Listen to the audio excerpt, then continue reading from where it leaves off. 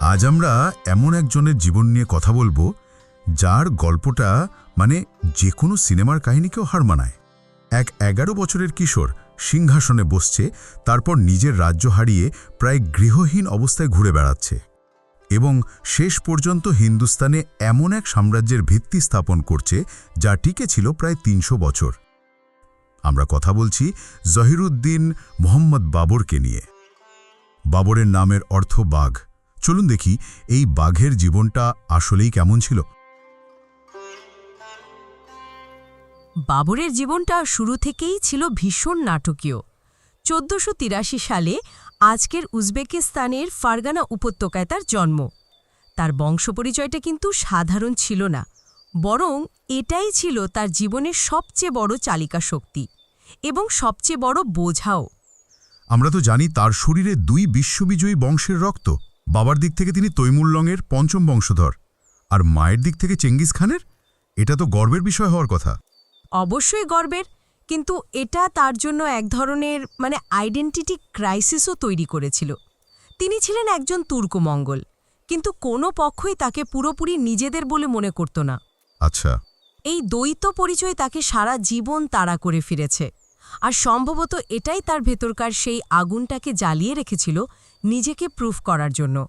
আর তখনকার রাজনৈতিক পরিস্থিতিও তো খুব একটা ভালো ছিল না, তাই না? একদমই না। ষোড়শ শতকের শুরুতে মধ্য এশিয়ার রাজনৈতিক পরিস্থিতি ছিল ভয়াবহ রকমের অস্থিতিশীল। আব্বাসীয় খেলাফতের পতন হয়ে গেছে, মিশরে মামলুকরা, ইরানে সাফাভিরা, চারিদিকে ছোট ছোট রাজ্য একে অপরের সাথে লড়াই করছে। আর এই অস্থিরশীল পরিস্থিতির মধ্যেই তার বাবার মৃত্যু হয়, আর সেই মৃত্যুর ঘটনাটা তো আরও অদ্ভুত। বাবর যখন মাত্র 11 বছরের, তখন তার বাবা উমর শেখ মির্জা মারা যান। উমর শেখ মির্জার কবুতর পোষার খুব শখ ছিল। 1494 সালে তিনি প্রাসাদের এক প্রান্তে তার কবুতরদের দেখভাল করছিলেন। হঠাৎ এক ভূমিধসে তিনি উপত্যকার নিচে পড়ে গিয়ে মারা যান। 1 মিনিট, কবুতর উড়াতে গিয়ে ভূমিধসে পড়ে মারা গেলেন? এটা তো ইতিহাসের সবচেয়ে অদ্ভুত মৃত্যুর ঘটনাগুলোর মধ্যে একটা হতে পারে। 11 বছর বয়সে বাবর নিশ্চয়ই জীবনের অনিশ্চয়তা খুব কাছ থেকে টের পেয়েছিলেন। ঠিক তাই। আর বাবর তার আত্মজীবনীতে এই ঘটনাটা খুব কাব্যভাবে লিখেছেন। উমর শেখ মির্জা তার সমস্ত কবুতর উড়িয়ে দিলেন এবং নিজে বাজ হয়ে গেলেন। সিংহাসনে বসেই তাকে ষড়যন্ত্রের শিকার হতে হয়। তার চাচারা আর প্রভাবশালী আমিররা তাকে সরিয়ে তার ছোট ভাইকে সিংহাসনে বসাতে চেয়েছিল। সবাই ভেবেছিল এইটুকু ছেলে আর কি করবে। নিজেকে প্রমাণ করার জন্য মাত্র 15 বছর বয়সে বাবর এমন এক কাণ্ড করে বসেন যা সবাইকে অবাক করে দেয়। তিনি তার পূর্বপুরুষ তৈমুরের রাজধানী সমরকন্দ জয় করে নেন। সমরকন্দ ছিল তার জন্য একটা স্বপ্নের মতো, একটা আবেশ। তৈমুরের উত্তরাধিকারী হিসেবে তিনি মনে করতেন সমরকন্দের ওপর তার জন্মগত অধিকার আছে। এই বিজয় তার জন্য এক নতুন বিপর্যয়ের কারণ হয়ে দাঁড়ালো। তিনি যখন সমরকন্দ নিয়ে ব্যস্ত, তখন ষড়যন্ত্রকারীরা তার নিজের রাজ্য ফারগানা দখল করে নেয়। তার এক রাজ্য জয় করতে গিয়ে নিজেরটাই হাতছাড়া হয়ে গেল। ঠিক তাই। আর যখন তিনি ফারগানা পুনরুদ্ধার করতে গেলেন, তখন সমরকন্দ তার হাত থেকে বেরিয়ে গেল। মুহূর্তের মধ্যে তিনি 2 রাজ্য হারিয়ে একজন গৃহহীন শাসকে পরিণত হলেন। বাবরনামা থেকে জানা যায় তার অবস্থা এতটাই করুণ ছিল যে তার সাথে থাকা প্রায় 300 জন অনুচরের জন্য মাত্র একটা তাঁবু ছিল, যেটা তার মা ব্যবহার করতেন। এই সময়টা তার চরিত্রকে কঠিনভাবে গড়ে তুলেছিল। তার বারবার মধ্য এশিয়ায় ব্যর্থ হওয়ার পর একজন শাসকের মানসিক অবস্থা কেমন হতে পারে? তিনি কি হাল ছেড়ে দিয়েছিলেন? একদমই না, বরং তিনি বুঝতে পারছিলেন যে উজবেগের শক্তির সামনে মধ্য এশিয়ায় তার স্বপ্ন আর পূরণ হবে না।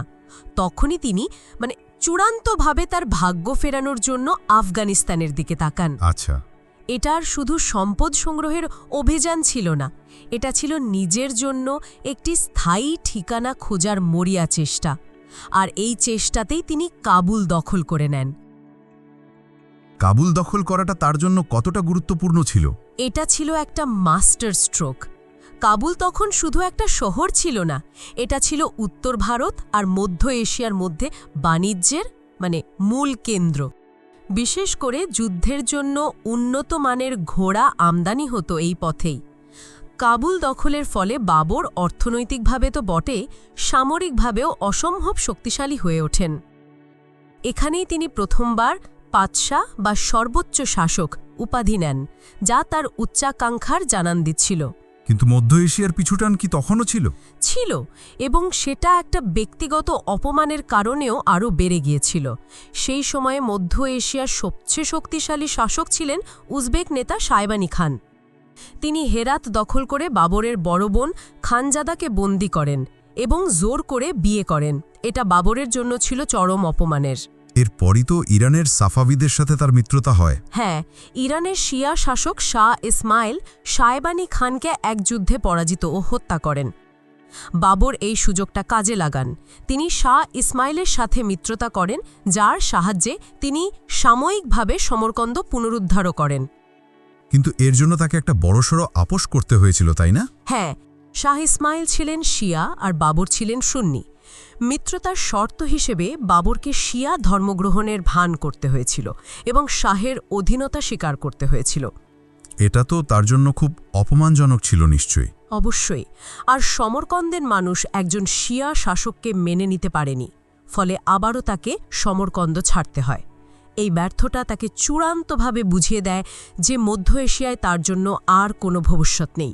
আর তখনই তার নজর পুরোপুরি হিন্দুস্থানের দিকে ঘুরে যায়। কিন্তু হিন্দুস্থানে তখন দিল্লির সুলতান ছিলেন ইব্রাহিম লোদি। তার সাথে সরাসরি সংঘাতে যাওয়াটা তো সহজ ছিল না। কিন্তু পরিস্থিতি বাবরের অনুকূলে চলে আসে। 1517 সালে সিকান্দার লোদির মৃত্যুর পর তার ছেলে ইব্রাহিম লোদি সুলতান হন। তিনি ছিলেন একগুঁয়ে এবং অজনপ্রিয়। তিনি তার দরবারের প্রভাবশালী আফগান আমিরদের উপর ভরসা করতেন না, তাদের অপমান করতেন। ফলে সেই আমিরদের মধ্যেই অসন্তোষ দানা বাঁধে। আর তারাই বাবরকে আমন্ত্রণ জানায়। পাঞ্জাবের গভর্নর দৌলত খান লোদি এবং ইব্রাহিম লোদির চাচা আলম খান লোদি, এরাই বাবরকে হিন্দুস্তান আক্রমণের জন্য আমন্ত্রণ জানান। তারা ভেবেছিলেন বাবর হয়তো তৈমুরের মতো দিল্লি আক্রমণ করে লুটপাট করে ফিরে যাবেন, আর তারা দিল্লির সিংহাসন দখল করবেন। কিন্তু বাবরের পরিকল্পনা ছিল আরও অনেক বড়। এরপরে তো সেই ঐতিহাসিক পানিপথের যুদ্ধ। 1525 সালে বাবর তার চূড়ান্ত অভিযান শুরু করেন, কিন্তু সংখ্যার দিক থেকে তো তিনি অনেক পিছিয়ে ছিলেন। অনেক পিছিয়ে। বাবরের সৈন্য সংখ্যা ছিল বড়জোর 12,000 থেকে 25,000। অন্যদিকে ইব্রাহিম লোদির ছিল প্রায় 1 লক্ষ সৈন্য আর 1,000 যুদ্ধহস্তি। যে কোনো সাধারণ হিসেবে বাবরের জেতার কোনো সম্ভাবনাই ছিল না। কিন্তু যুদ্ধ শুধু সংখ্যা দিয়ে হয় না, কৌশল দিয়েও হয়। এখানেই বাবরের সামরিক প্রতিভার আসল পরীক্ষা। 1526 সালের এপ্রিলে পানিপথের প্রান্তরে তিনি কি এমন কৌশল ব্যবহার করলেন যা পুরো যুদ্ধের মোড় ঘুরিয়ে দিল? বাবর 2টি যুগান্তকারী কৌশল ব্যবহার করেন। প্রথমটি হল আরাবা। তিনি প্রায় 700 গরুর গাড়িকে চামড়ার দড়ি দিয়ে একসাথে বেঁধে একটি প্রতিরক্ষামূলক দেয়াল তৈরি করেন। এর ফাঁকে ফাঁকে তিনি কামান এবং বন্দুকধারীদের দাঁড় করিয়ে দেন। এর ফলে তো লোদির অশ্বারোহী বাহিনী সরাসরি আক্রমণ করতে পারছিল না। আর দ্বিতীয় কৌশলটা ছিল আরও মারাত্মক। সেটা কি? দ্বিতীয়টি হল তুলুঘমা।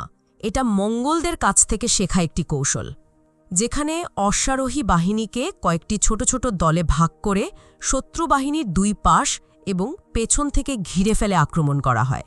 এটা শুধু সামরিক নয়, একটা মনস্তাত্ত্বিক আঘাতও ছিল। মানে আপনি ভাবছেন সামনে থেকে আক্রমণ হচ্ছে আর হঠাৎ করে পেছন আর পাশ থেকে? একদম। শত্রুরা কিছু বুঝে ওঠার আগেই ঘিরে ফেলছে। কিন্তু সবচেয়ে বড় চমক তো ছিল তার অস্ত্র। মানে কামান? নিঃসন্দেহে বাবর উসমানীয় তুর্কিদের কাছ থেকে পাওয়া আধুনিক কামান এবং ম্যাচলক বন্দুক ব্যবহার করেন। হিন্দুস্তানের সেনাবাহিনী এর আগে কামানের এমন ভয়াবহ রূপ দেখেনি। যুদ্ধ শুরু হওয়ার পর কামানের বিকট শব্দ আর গোলার আঘাতে ইব্রাহিম লোদির হস্তি বাহিনী ভয় পেয়ে যায়। ব্যাপারটা ভাবলেই কেমন লাগে যে হাতিগুলো ছিল লোদির সবচেয়ে বড় শক্তি, সেগুলোই তার জন্য কাল হয়ে দাঁড়ালো। ঠিক তাই।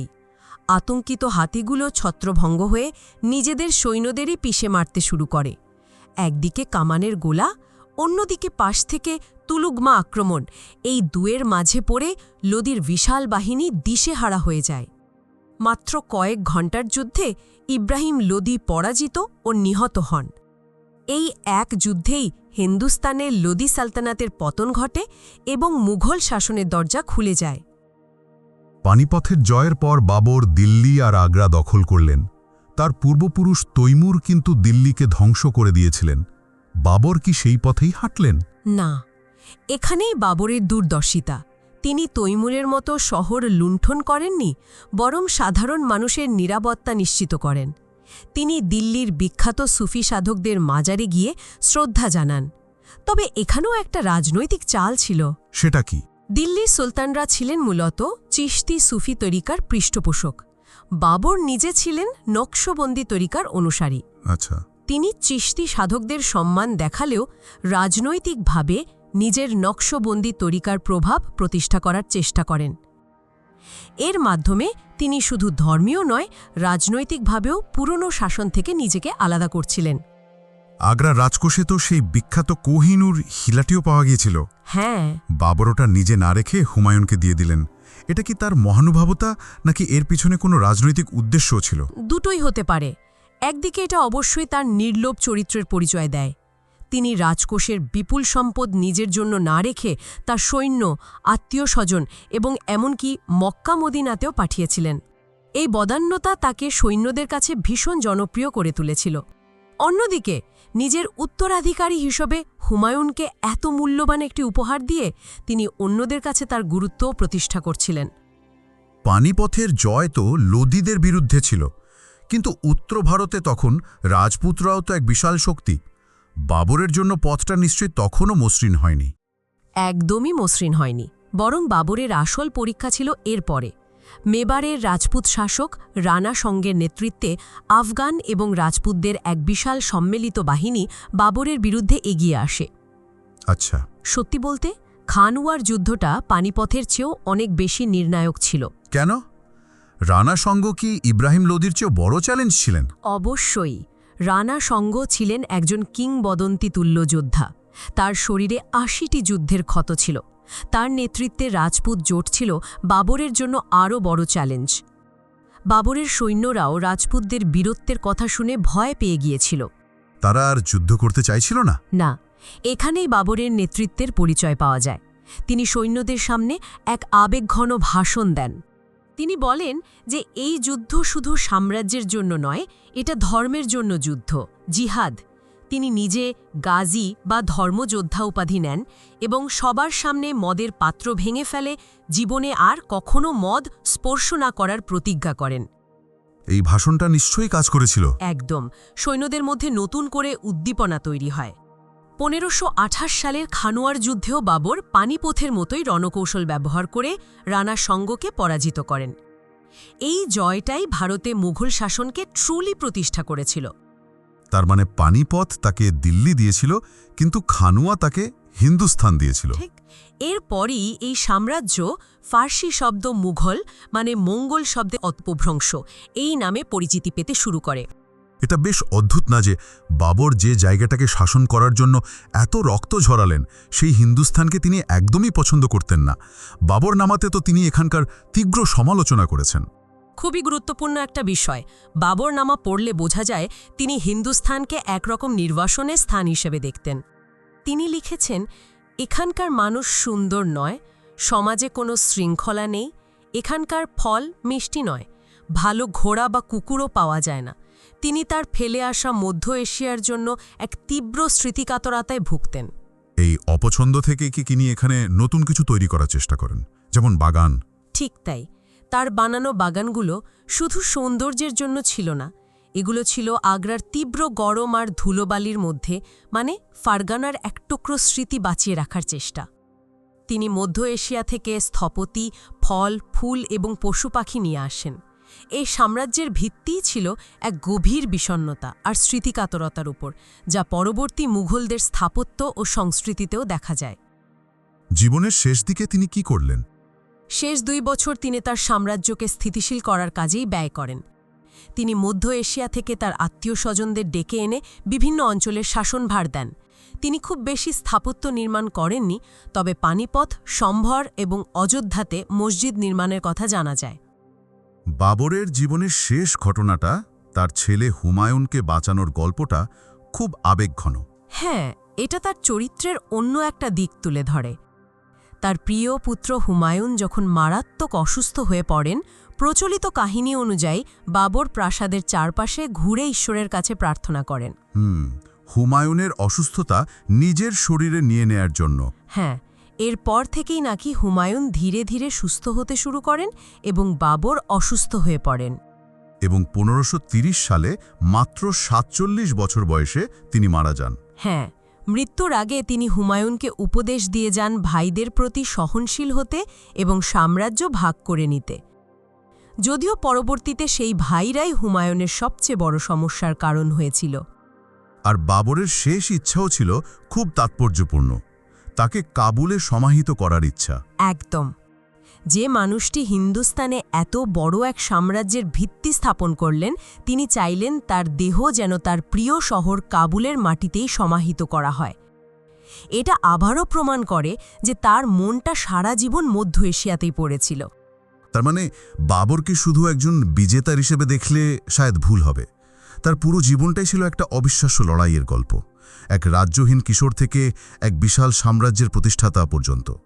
তার সামরিক প্রতিভা, উন্নত প্রযুক্তি ব্যবহারের দূরদর্শিতা এবং যে কোনো পরিস্থিতিতে টিকে থাকার ক্ষমতায় তাকে ইতিহাসের পাতায় অমর করে রেখেছে।